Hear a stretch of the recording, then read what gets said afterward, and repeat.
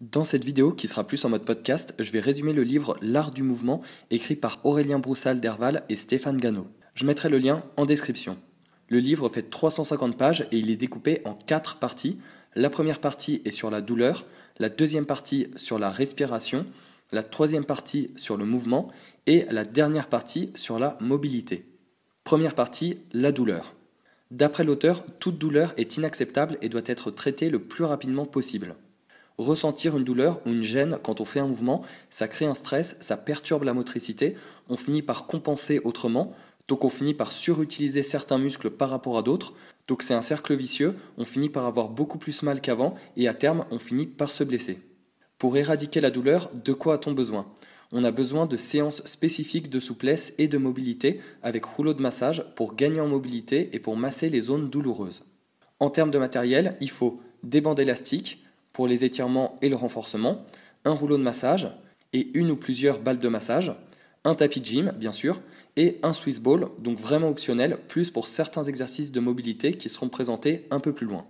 Ensuite, pour éradiquer la douleur, il conseille de faire un scan, donc de tester certaines positions pour chacune des régions du corps pour voir si on arrive à réaliser les positions sans aucune douleur et avec la bonne mobilité.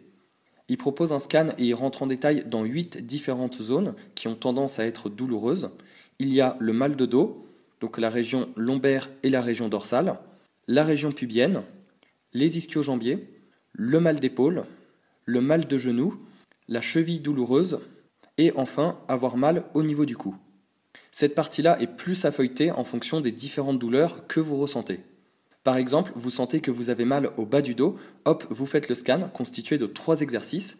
Si lors du scan, vous ressentez une petite tension, une raideur dans le bas du dos, vous avez une série de 10 exercices à réaliser tous les jours. Les exercices sont top, certains sont incontournables et certains sont plus recherchés, donc ça donne plein d'idées. Et il propose même une petite planification sur la semaine avec différents exercices pour toujours varier et pour pas faire des séances trop monotones et répétitives. Deuxième partie, la respiration.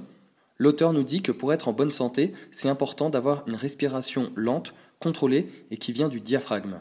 Et dans la vie de tous les jours, avec le stress, on a tendance à dérégler notre respiration et petit à petit, on se met à avoir une respiration courte, rapide et saccadée. Et une mauvaise respiration, c'est-à-dire une respiration rapide et saccadée, peut entraîner des pertes de mobilité, des raideurs, des tensions, voire même elle pourrait faire apparaître des douleurs au niveau du dos. Donc il est important de reprendre le contrôle sur sa respiration. Pour ça, l'auteur propose différents exercices pour réentraîner et remuscler son diaphragme afin d'avoir une respiration lente et profonde. Après, pour tout vous dire, dans cette partie, les exos de respiration pour entraîner le diaphragme, je les ai pas trouvés hyper bien expliqués. Ils montrent juste des images et c'est pas hyper évident de se repérer sur une image, de savoir quand inspirer, quand expirer et aussi combien de répétitions faire par exercice. Des fois, c'est pas tout le temps indiqué dans cette partie, donc c'est un peu dommage. Mais pas de panique, j'ai trouvé une vidéo de Christophe Cario sur le diaphragme et dans sa vidéo, il y a exactement les mêmes exercices qui sont dans le livre.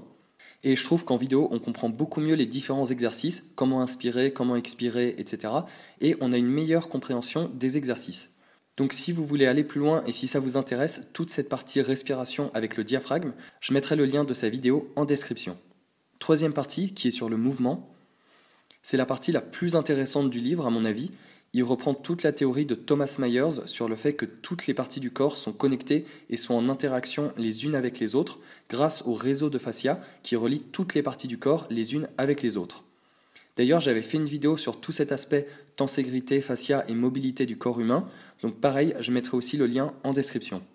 La théorie de Thomas Myers, c'est le fait de ne pas étudier les muscles de manière isolée et cloisonnée, mais d'étudier des chaînes globales, comme les différentes parties du corps sont reliées entre elles avec les fascias. C'est ce qu'il appelle les chaînes fonctionnelles.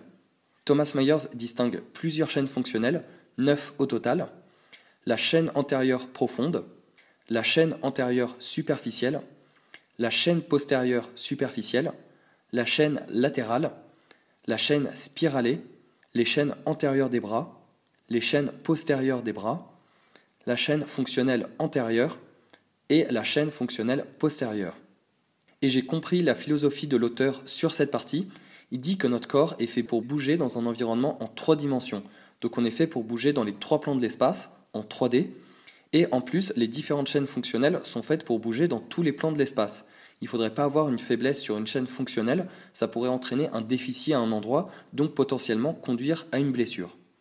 Et d'après l'auteur, il dit que très souvent on s'entraîne en salle de sport, et par exemple, si on fait du leg press, on s'entraîne uniquement dans un seul plan de l'espace, on est sur le plan sagittal. Et la plupart des mouvements isolés en musculation se font uniquement sur un seul plan de l'espace, parfois deux, mais ça reste assez rare. Alors que dans la vie réelle, quand on marche, quand on court sur un terrain de sport, on doit faire des changements de direction, des rotations, on bouge bien dans les 3 plans de l'espace, donc pourquoi ne pas faire la même chose à l'entraînement lors du renforcement ? Donc si on a une approche avec des mouvements monoarticulaires pour chaque exercice, on est vite limité et on aura des déficits tôt ou tard parce que la vie c'est pas un jeu vidéo où on peut juste avancer et reculer dans un monde en 2D. On bouge en 3D, donc l'approche en renforcement et en mobilité pour le mouvement doit être une approche multiplan et multi-axe, qui est très souvent absente dans la plupart des programmes de muscu. Donc ce qu'il faut retenir de tout ça, c'est que l'auteur dit de privilégier des exercices polyarticulaires plutôt que des exercices d'isolation monoarticulaire. Et il va même plus loin parce qu'en plus de ça, il privilégie énormément des mouvements avec torsion et rotation pour faire travailler sur le plan horizontal qu'on retrouve quasi jamais dans des programmes classiques de renforcement. Donc ensuite, l'auteur présente des exercices de renforcement et de mobilité pour travailler, donc pour renforcer et gagner en amplitude sur chacune des chaînes fonctionnelles. Comme on passe beaucoup de temps assis, il insiste bien sur le renforcement de la chaîne postérieure qu'on a souvent tendance à négliger. Si on la travaille jamais, on finit par avoir une posture qui tombe en avant. Et les meilleurs exercices qu'il propose, je trouve, ce sont ceux pour la chaîne spiralée et ceux pour travailler la chaîne fonctionnelle antérieure et postérieure, parce qu'il propose des tonnes d'exercices à faire avec kettlebell, donc parfait pour travailler le gainage et le renfort au niveau du tronc sur le plan horizontal. 4e partie, la mobilité. La dernière partie sur la mobilité est plus à feuilleter. Être mobile et mieux bouger, c'est plus de souplesse, d'équilibre, de coordination et de force dans n'importe quel type de mouvement. Ça peut être des mouvements complexes qui peuvent poser problème dans la pratique sportive, mais aussi des mouvements de la vie quotidienne, comme par exemple ramasser un objet, se baisser, etc. Donc il propose plein d'exos de mobilité et de renforcement pour gagner en mobilité à 8 endroits différents, au niveau de l'articulation de l'épaule, au niveau de la cheville, au niveau du pied, si on a des raideurs au niveau du bassin, pour corriger une trajectoire de genou vers l'intérieur, si on a des limitations au niveau de la chaîne postérieure basse, au niveau de la syphose dorsale, et si on a des tensions au niveau lombaire. Et à la toute fin, il y a une grosse partie sur l'entraînement fonctionnel. Donc en gros, l'auteur propose des positions et des exercices à réaliser à l'échauffement ou pendant l'entraînement. C'est des postures tout en un, parce que les postures qu'il propose permettent de travailler la souplesse, la coordination, la mobilité, le gainage et le renforcement. Donc vraiment très intéressant, il propose plein de déclinaisons sur certains exercices si on veut varier ou si on a plus ou moins de mobilité sur un mouvement. Il décline par exemple le mouvement de squat pour gagner en mobilité, il montre des exos sur Swiss Ball, certains exos sont plus en mode étirement, des fois il rajoute de la rotation au niveau du tronc sur certaines positions, parfois il montre aussi plus des exos de renfort comme le Turkish Get Up, ça vous donne un bon aperçu de tout ce qu'il propose.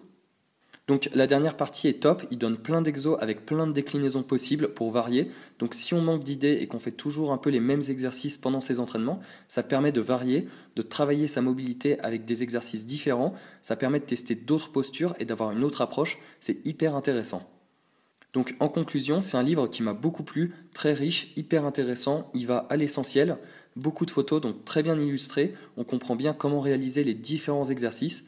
Le petit point faible, c'est au niveau du sommaire. Je trouve qu'il aurait pu être un peu plus complet pour pouvoir s'y retrouver plus facilement. Mais bon, là, c'est juste un mini détail. Et la partie sur la respiration, où j'ai eu un peu plus de mal à me repérer avec les photos. Sinon, les différentes parties sont très riches. Il propose énormément d'exercices. Donc souvent, c'est des exercices assez créatifs, des mouvements qu'on n'a pas trop l'habitude de faire. Donc pour varier les séances, ou si on manque un peu d'idées niveau exo, c'est parfait. J'ai été agréablement surpris par ce livre. Je ne m'attendais pas à autant de contenu dedans. Donc pour quelqu'un qui recherche une bible en préparation physique avec des tonnes d'exercices niveau renforcement et mobilité, une approche sur le mouvement assez intéressante, je le recommande énormément. Bien sûr, je mets le lien en description. Donc si tu veux me soutenir, tu peux t'abonner et activer la cloche. Comme d'hab, tu peux liker, mettre un commentaire ou partager la vidéo. On se voit très vite dans une prochaine vidéo et moi je vous dis ciao. Encore un texte sorti de l'enfer comme si je m'appelais Belzébuth. Mec c'est sûr, je les baisse dur tes freestylers, je les éduque. Chacune de mes punch vous défigure, j'ai capté le truc, je vais viser le but. Tête de rappeur dans le réticule, je les destitue, j'ai le 16 qui tue. Wow.